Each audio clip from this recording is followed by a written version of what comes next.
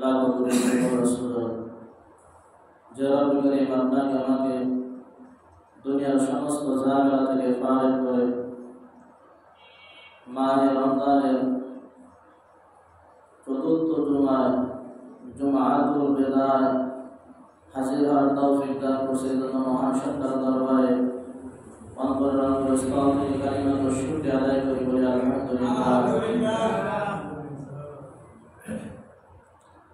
আমি পবিত্র কালামুল্লাহ শরীফ থেকে সূরা আয়াতের অংশ তেলাওয়াত করেছি। এই আয়াতকে সামনে রেখে নিজের ফায়দার জন্য, জাতির ফায়দার জন্য কিছু কথা বলতে থাকা, শুনতে থাকা। আল্লাহ তাআলা কোন সকল ভাইদেরকে কথার উপর আমল করে জিন্দেগি গঠন করে কবরের পথে রওনা দেওয়ার তৌফিক দান করে, বলেন আমিন।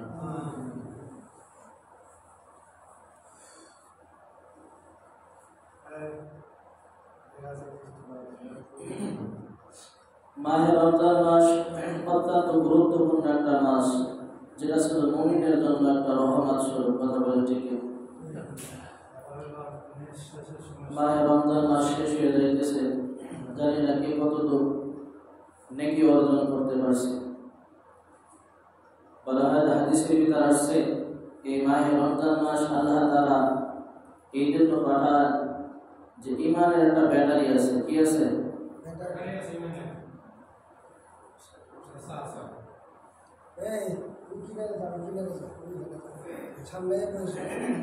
এই রমজান মাসে ইমানের একটা ব্যাটারি, যেমন সোলারের ব্যাটারি আছে, বিভিন্ন প্রত্যেকটা জিনিসের ব্যাটারি আছে। ঘড়ির ব্যাটারি বলে, যা কিছু আছে সব কিছু একটা জিনিস আছে। ঠিক আপনার ইমান, এই ইমান নামক একটা ব্যাটারি আছে। এই ব্যাটারিতে যখন ফুল চার্জ থাকে তখন এই ইমান বেশি বেশি আমলের দিকে থাকবে। কথা বলেন না, বলেন না?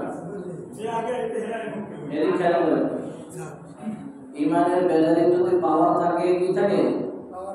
ঘড়ি ভালো চলে। ব্যাটারি ভালো হলে কি চলে? সার্ভিসিং ভালো দেয়। ব্যাটারি দুর্বল হয়ে গেলে এক সময় ঘড়ি কি হয়ে যায়? কথা বলেন না, বলেন না?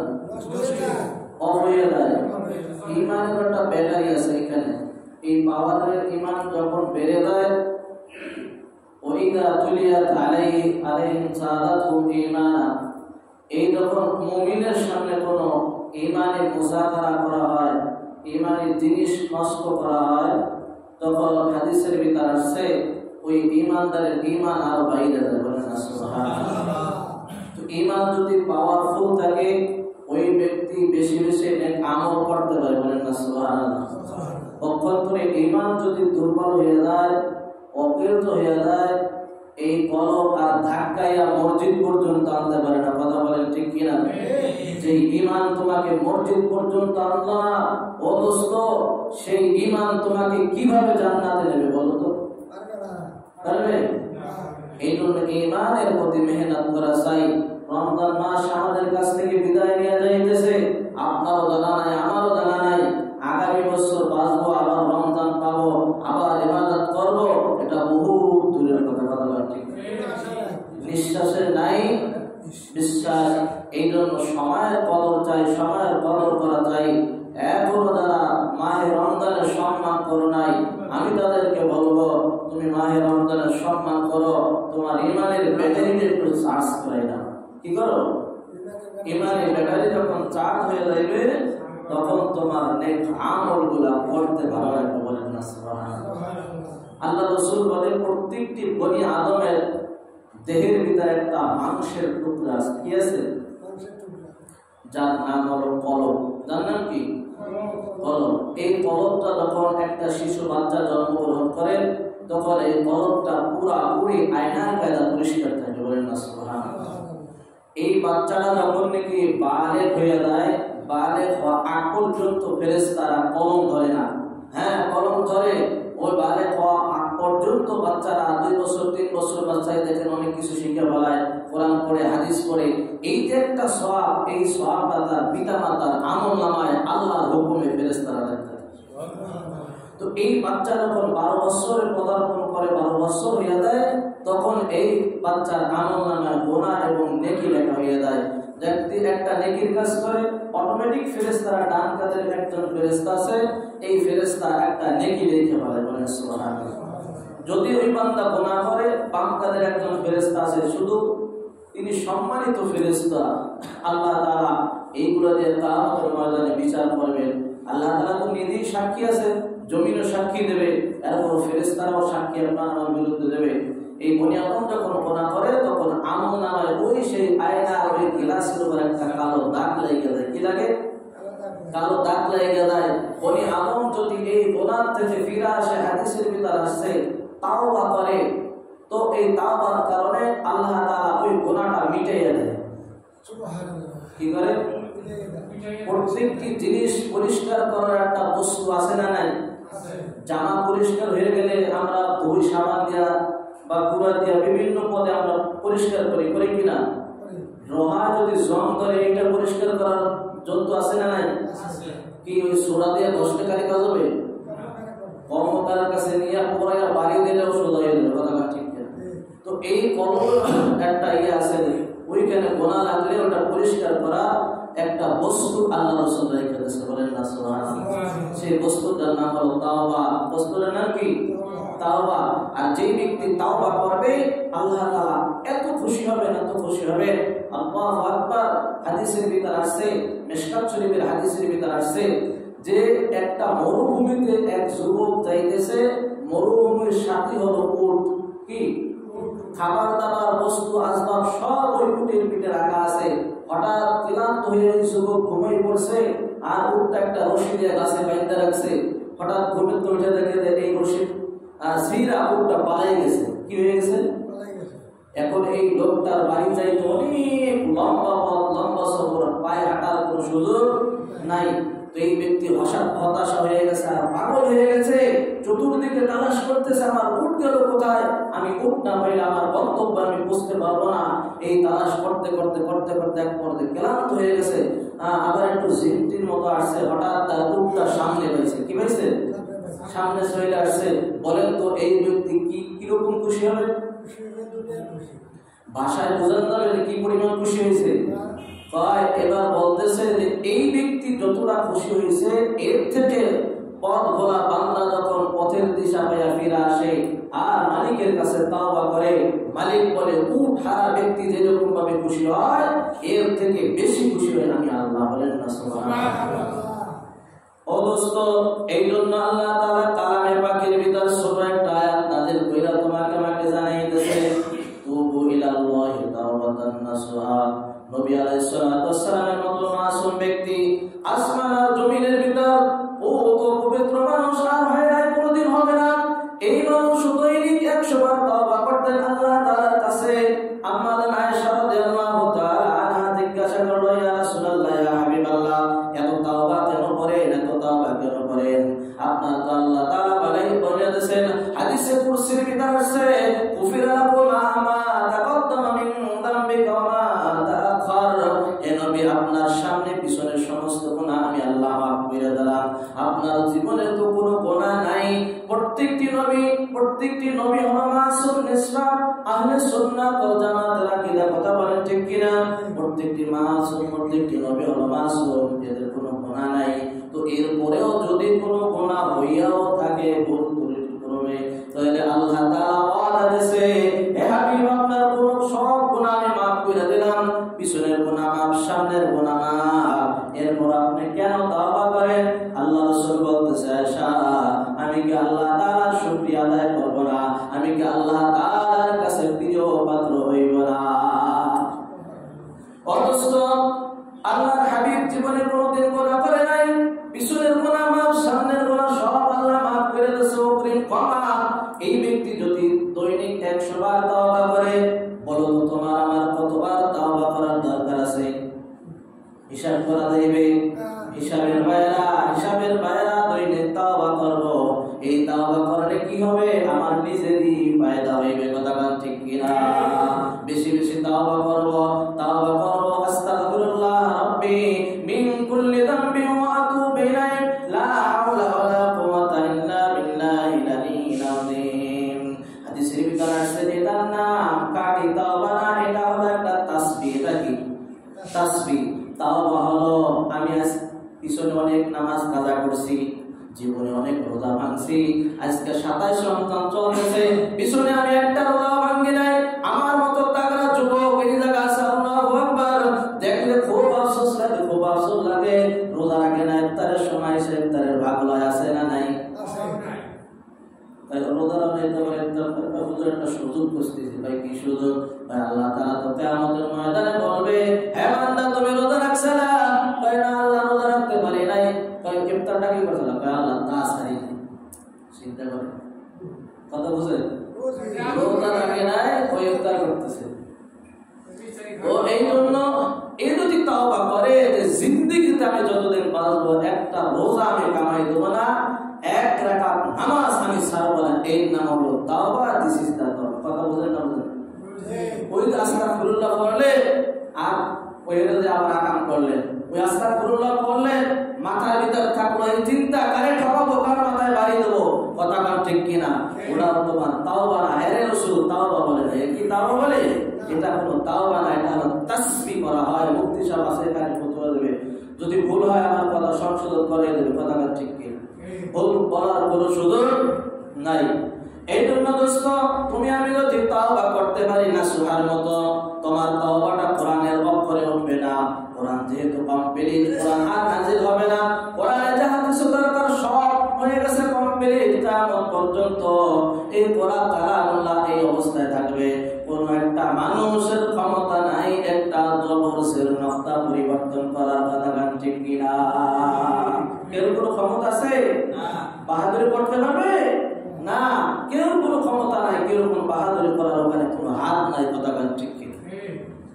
অথচ তাওবা কিরকম নাসুহা করছে, যার তাওবাটা আমার আল্লাহ তাআলা এতভাবে পছন্দ করছে, কোরআনের আয়াতের একটা অংশ বানায় আল্লাহ তাআলা নাযিল কইরা দিয়েছে।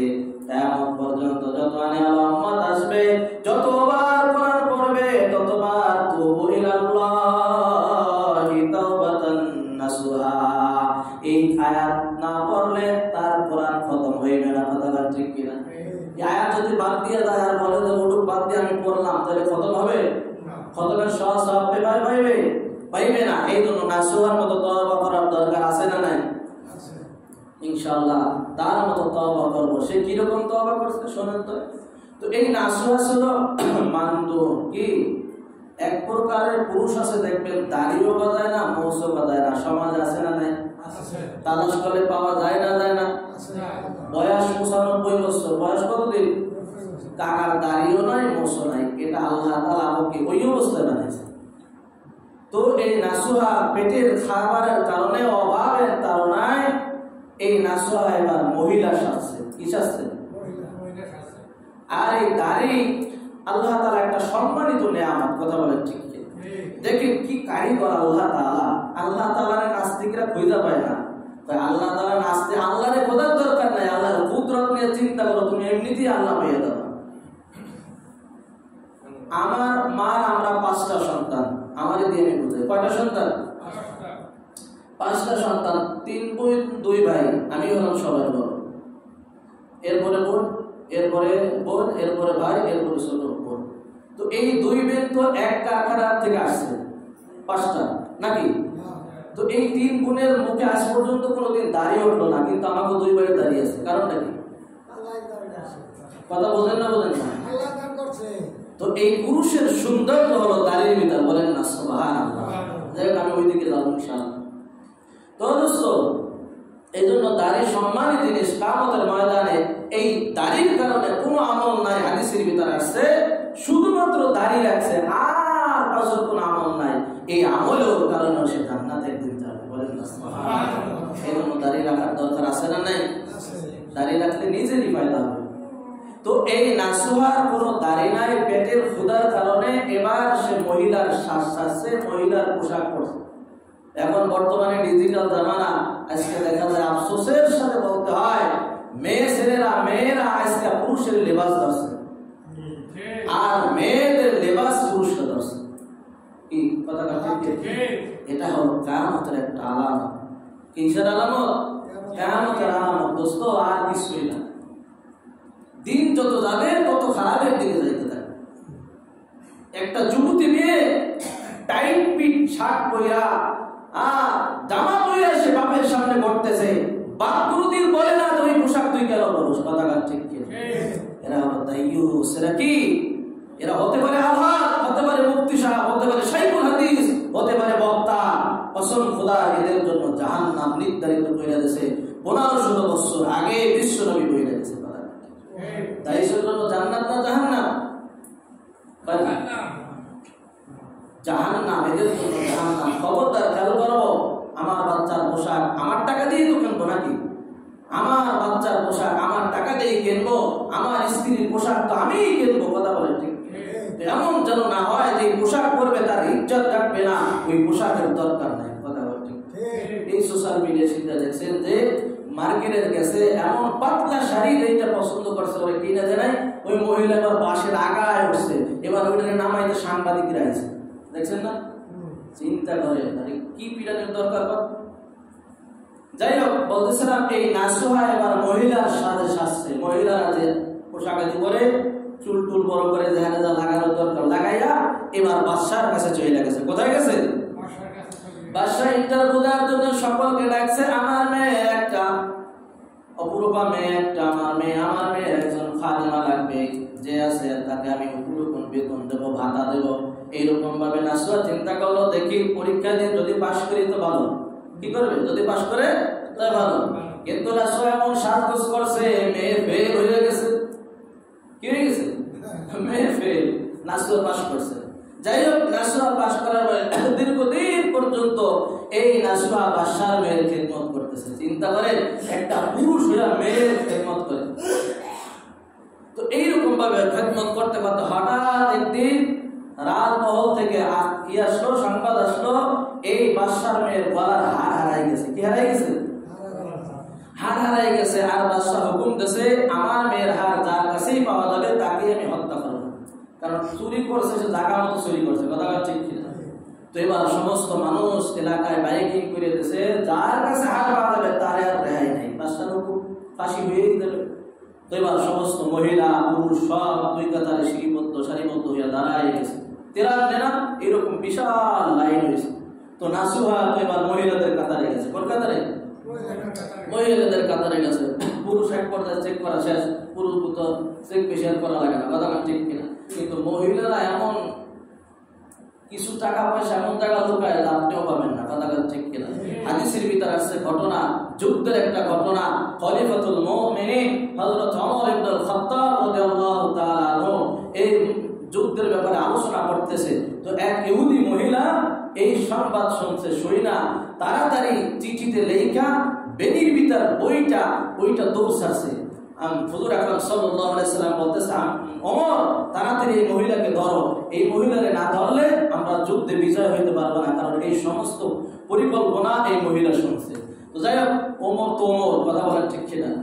আল্লাহু আকবার। এমন একজন ওমরের দরকার বর্তমানে জামানায়। কথা বলেন ঠিক কিনা? তো ওমর ইবনে খাত্তাব রাদিয়াল্লাহু তাআলা আনহু খোলা চটিয়াল ময়দানে ঝাঁপাইয়ে ধরছে মহিলাকে বলছে, মহিলা দাঁড়াও, তোমার কাছে সংবাদ আছে, তোমার কাছে চিঠি আছে, তাড়াতাড়ি স্বেচ্ছায় বের করো, না আমি ওমর ইবনে খাত্তাব তোমাকে উলঙ্গ করতে বাধ্য হব। এবার সব জায়গা টাকায় দেখছে যে নাই। আর বিশ্বনবী বলছেন কাছে সংবাদ আছে, পৃথিবীর সমস্ত মানুষ কিয়ামত হবে না হবে তারও সন্দেহ আছে। কথা ঠিক কিনা? কিন্তু আপনার আমার কলিজার টুকরা জনাবে মুহাম্মদুর রাসূলুল্লাহ সাল্লাল্লাহু আলাইহি সাল্লামের জবানের বাণী কোনোদিন মিথ্যা হতে পারে না, হয় নাই কোনোদিন, হয় না, হবে না, হতে পারে না। কথা বলে না। মহিলা, তুমি যদি চিঠি বের না করো তাহলে আমি ওমর বললাম তোমাকে চটিয়াল ময়দানে উলঙ্গ করতে আমি বাধ্য করব।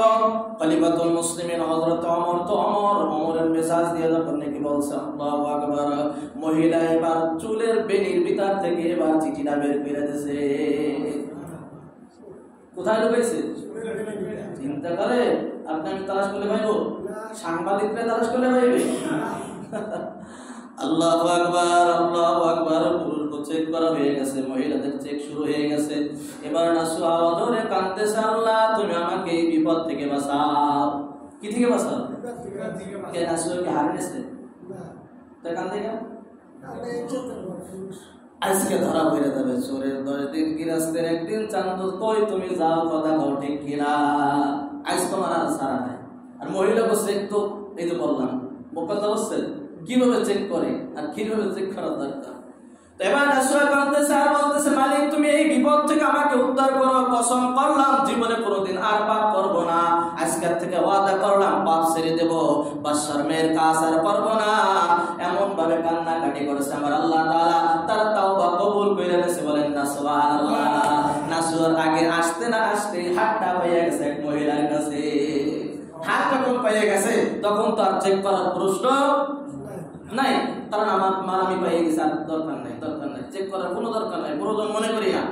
এবার বলতেছে বাদশার সামনে এসে নাসুয়া কাঁদতেছে, দুই চোখ থেকে পানি পড়তেছে, বলতেছে নাসুয়া আমি জানি তুমি আমার মেয়ের খেদমত করো, আমি জানি তুমি এই অল্প দামের হারটা তুমি নাও নাই, এটা আমার বিশ্বাস আছে, কিন্তু সমস্ত মানুষের কাছে খোঁজার পরে যদি হার না পাই সবাই এক বাক্যে বলবে যেহেতু নাসুয়া তার মেয়ের খেদমত করে নিশ্চয় হারটা সে নিছে। এইটাই যুক্তি সম্পূর্ণ একটা কথা। আমি বাদশা কিন্তু ওই ভয়ে তোমাকে কাতারে দাঁড় করাইছি। নাসুয়া বলতেছে বাদশা আল্লাহর ওই জন্য কান্দি না, আমার দিলের ভিতর আল্লাহর ভয় ঢুকছে, আমার দিলের ভিতর আল্লাহর ভয় স্থাপন করছে, আমি এই জন্য কাঁদতেছি না। বাদশা নামদার আমাকে মাফ করবেন, দীর্ঘদিন পর্যন্ত আমি একটা পুরুষ হয়ে আপনার মেয়ের খেদমত করছি শুধু 2 বেলা খাবার জন্য, পেটে আহারের জন্য, আর কোনো উদ্দেশ্য ছিল না। যেহেতু আমার মালিক আমার সম্মান ইজ্জত করছে, আমাকে বাঁচাইছে এই মহা বিপদ থেকে, আল্লাহ তাআলা আমাকে বাঁচাই দিয়েছে। বাদশা নামদার আমাকে রুখসুখ দিয়ে দেন, আমাকে বিদায় দিয়ে দেন, আমি আর খেদমত করব না আপনার মেয়ে। বলেন না সুবহানাল্লাহ। তওবা করো তো এইরকম ভাবে তওবা করো, কথা কার ঠিক কিনা? নামাজের রস করলাম এইটা বললাম হাত তুলে জানা যায় যে আর বছর রাত নামাজ পড়বো, পরের দিন সকালে জামাতে পারবে না, এটার নাম তাওবা না দোস্ত, কথা কার ঠিক কিনা? আমাদের মুরব্বীরা মজার একটা ঘটনা, বাদশাহ সুলতান মাহমুদ গজনবীর ওয়াকিয়া দিয়ে আমাদের মুরব্বীরা যারা আছে, আমার বাপ দাদারা যারা কবরে চলে গেছে, যারা আমাকে হাদিস পড়াইছে, কোরআন পড়াইয়া আমাকে আলেম বানাইছে, তারা এই বাদশাহ সুলতান মাহমুদের ঘটনা দিয়া ওয়াকিয়া দিয়ে বয়ান করে। তো এই বাদশাহ সুলতান মাহমুদ গজনবী এমন একজন বাদশাহ, ফখরবিহীন বাদশাহ, অন্তরের ভিতর বিন্দু পরিমাণ কোনো ফখর নাই। বলেন না সুবহানাল্লাহ। আজকে তো কোটিপতি হইলে 4 তলা বাড়ি থাকলে আর গাড়ি থাকলে আমার পারদারে আর কেউ আসতে পারে না, কথা ঠিক কিনা? মানুষকে মানুষই মনে করে না, এমন মানুষ সমাজ আছে না নাই? বাদশাহ সুলতান মাহমুদ গজনবী লক্ষ কোটি কোটি টাকার মালিক, ভিতরে কোনো অহংকার নাই, কোনো ফখর নাই। সাধারণ মানুষ যেরকম ভাবে বাদশাহ সুলতান মাহমুদ গজনবী ওই রকম ভাবে সাদা সিধা ভাবে চলে। আল্লাহু আকবার। বাদশাহ নামাজ পড়তেছে, ফকিরও নামাজ পড়তেছে, কেউ ভাবতে পারবে না এই বাদশাহ আর এই ফকির একই যায় নামাজে, একই মুসল্লায় নামাজ পড়তেছে। বাদশাহ সুলতান মাহমুদ গজনবী রাহমাতুল্লাহ আলাইহি রাতের বেলা একদিন ভ্রমণ করতেছে, দেখে আমার মহল্লার অবস্থা কি, আমার মহল্লার মানুষেরা কি করে, এইটা পায়চারি করার জন্য রাতের ঘুম হারাম কইরা বাদশাহ এইটা তদারকিদার করতেছে। বলেন আল্লাহু আকবার। আমাদের সমাজের বাদশারা তো করে কি পারে না? দোস্ত, তাদের যুগটা ছিল স্বর্ণের যুগ, আর আমাদের যুগ যেই দিন যাইতেছে ওই দিন খারাপের দিকে যাইতেছে, কথা কোন ঠিক কিনা? পৃথিবীতে যে বড় কোটিপতি সে চায় যে আরো কিভাবে সম্পদ অর্জন করব, আর যে ফকির না খেয়ে থাকে ও 2 বেলা খায় না 1 বেলা খায়, ওর বড়লোক চিন্তা করে ও বেলাও না খেয়ে থাক, কথা কোন ঠিক কিনা? এমন ভদ্রলোক আমাদের সমাজে অভাব নাই, তালাশ করলো দোস্ত। বাদশাহ সুলতান মাহমুদ গজনবী রাহমাতুল্লাহ আলাইহি দেখতেছে 4 যুবক পরামর্শ করতেছে, এবার 2-4 জনে মুযাকারা করতেছে। বাদশাহ সুলতান মাহমুদ গজনবী দেখা ডাকতেছে, হ্যাঁ যুবকরা তোমরা ওখানে কি করো? এবার যুবকরা ডাকতেছে, মুরব্বি সাহেব এদিকে আসেন, আপনার বাড়ি কোথায়? আমার বাড়ি তো এই মহল্লায়। আমরা হলাম 4 জন নাম করা ঢাকা, আপনার বাড়ি যেহেতু এই জায়গা, আপনি কি বাদশাহ সুলতান মাহমুদ গজনবীর বাড়ি চেনেন? তার কাছে কি কয়? হ্যাঁ চিনি, আমি যেহেতু এলাকার মানুষ, বাদশাহ সুলতান মাহমুদ গজনবীর বাড়ি আমি চিনি। তো আমরা মুযাকারা করতেছি আজকে রাত তার বাড়ি ডাকাতি করব। তো তোমরা তার বাড়ি ডাকাতি করবা, মন্ত্রীর বাড়ি তো কিছু দারোয়ান দায়িত্বশীল থাকে কি থাকে না? আর বাদশাহ সুলতান মাহমুদ তো অনেক বড় জ্ঞানী, তার তো চতুর্দিকে গোয়েন্দা লাগানো আছে। তোমরা যদি চুরি করো ধরা পড়লে তো তোমাকে মাইরের অভাব নাই। এখন 4 চোর তাদের চোরের কেরামতি বলতেছে। কি বলতেছে? একজনে বলে যে মুরব্বী আমি দিনে যারে দেখি রাত্রে যারে দেখি দিনে চিনি। এবার বাড়িতে ডাকাতি করতে গেলে তালা কাটা লাগে, বিভিন্ন দরজা ভাঙ্গা লাগে, ওইসব দরকার নাই, তা আস্তে তালার কাছে তালিয়ে তালা খুইলা দেয়। 3 নম্বরে যে বলতেছে যে আমি কানে আওয়াজ শুনি, কানে যে কি আওয়াজ আসতেছে এইটার তর্জমা আমি করতে পারি। একটা সাপোজ কুকুরের ভাষায় কুকুর কি বলতেছে ওটার আমি ব্যাখ্যা বলতে পারি। বলবেন না সুবহানাল্লাহ? সুবহানাল্লাহ। এই জন্য আল্লাহ তাআলা কি মেধা আর কি আকল দান করছে, এর উপর বললাম সুবহানাল্লাহ। সূরের উপর সুবহানাল্লাহ, সূরে পাইলে তো মারবো আমি, কথা ঠিক। 4 নম্বরে হলো সম্পদ। সম্পদ যেখানেই থাকুক না কেন, আলমারিতে থাকুক না আরো জায়গা কত জায়গা থাকুক, আমি নাক দিয়ে টান দিলে টপ টপ করে বইরে ওই জায়গা স্বর্ণ আছে, ওই জায়গা রূপা আছে, ওই জায়গা টাকা আছে। আমরা খুব শিক্ষিত, আমরা কি? আর যারা চুরি চুট্টামি করে এরা একটু শিক্ষিত ডবলই নয়, কথাকার ঠিক কিনা? ধরা পড়লে মাইরের অভাব নাই, ধরা মাশাআল্লাহ পড়তেছে, কথাকার ঠিক কিনা? ও দোস্ত, এবার বাদশাহ সুলতান মাহমুদ গাজনবীও বসে গেছে। আপনি আমাদের সাথে বান, আপনি যেহেতু এলাকার মানুষ মুরব্বী, আপনি মেয়েরা 5 জনে চুরি কইরা 5-6টা কাঠ হইয়া আপনার একটা ভাগ দেবেন। ঠিক আছে বাবা চলো। চোরের সর্দার বলতেছে আপনি তো বড় চালাক মানুষ, তাই কিরকম পাবে? তাই আপনার কি যোগ্যতা আছে তাই আগে বলেন। আপনার কি যোগ্যতা আছে? আপনি নিয়ে কি বিপদে পড়বো? কারণ আমরা বিপদে পড়লো তো আমরা আমাদের কেরামতে আছে, কথা গান ঠিক ছিল। বাদশাহ সুলতান মাহমুদ গাজনবী গভীর রাত্রে হাসতেছে আর বলতেছে, যুবক আমার কেরামতি হলো আমার দাড়ির ভিতরে। বলেন না সুবহানাল্লাহ। আমি আমার দাড়ি যদি ডান দিকে ফালায় ঝুল দিয়ে দেয় তাহলে ফাঁসি মাপ হয়ে যায়, আমার দাড়ি যদি বাম দিকে ফালায় জেল মাপ হয়ে যায়। সে তো বাদশা, কথা ঠিক কিনা? হুকুম তো তার, হুকুম কার? তার। আপনার এই তো আমাদের দরকার, কারণ চুট্টামি করতে গেলে তো দুইটারই ধরা খাওয়ার সম্ভাবনা বেশি। বাদশাহ সুলতান মাহমুদ গাজনবী মেহমান নিয়ে চোরকে নিয়ে মহল্লায় ঢুকতেছে। রাজপ্রাসাদে যখন ঢুকতেছে কুত্তায় আওয়াজ দিতেছে, খবরদার বাড়ির মালিকেরা সাবধান। বাদশা মেহমান নিয়ে বাড়িতে ঢুকতেছে, কোন ধরনের বেয়াদবি করিও না। এবার কুকুরের ভাষাতে বলে যে বোঝে তারে বলতেছে, হ্যাঁ কি বলতেছে কুকুর কা? কয় কুকুর বলতেছে তার ভাষা দিয়া বাদশা মেহমান নিয়ে তার রাজমহলে ঢুকতেছে, খবরদার বাড়ির মানুষেরা কোন ধরনের বেয়াদবি করিও না।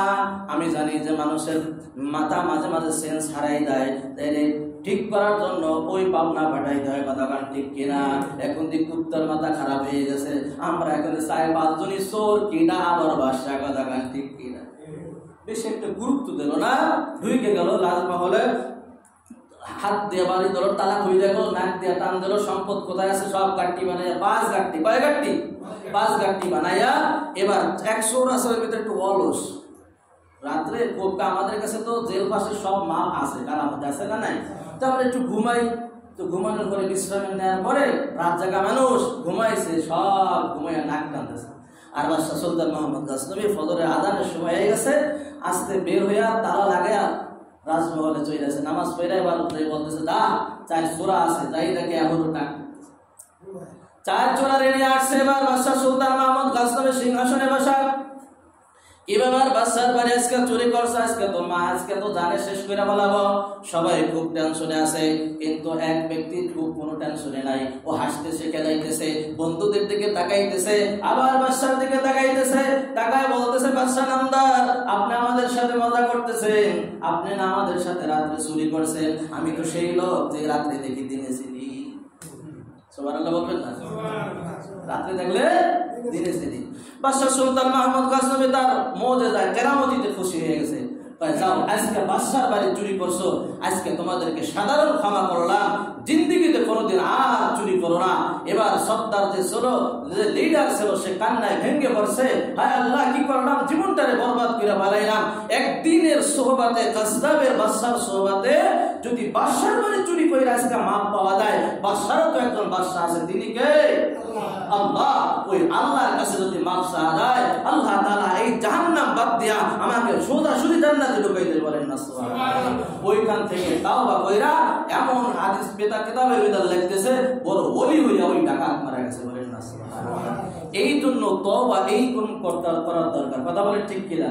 তওবা এইভাবে করতে হবে। আর আমরা এই যে রমজান মাস বিদায় হয়ে যাইতেছে, বিষয়টা যেন এমন না হয় অনেক মানুষকে দেখা গেছে রমজান মাসে সুন্দরভাবে নামাজ পড়ছে, তাহাজ্জুদ নামাজ পড়ছে, রোজা রাখছে, ইফতারি করছে, কিন্তু রমজান চলে গেলে দুঃখের বিষয় আর মসজিদে দেখা যায় না। খুব কষ্ট লাগে, লাগে কি লাগে না?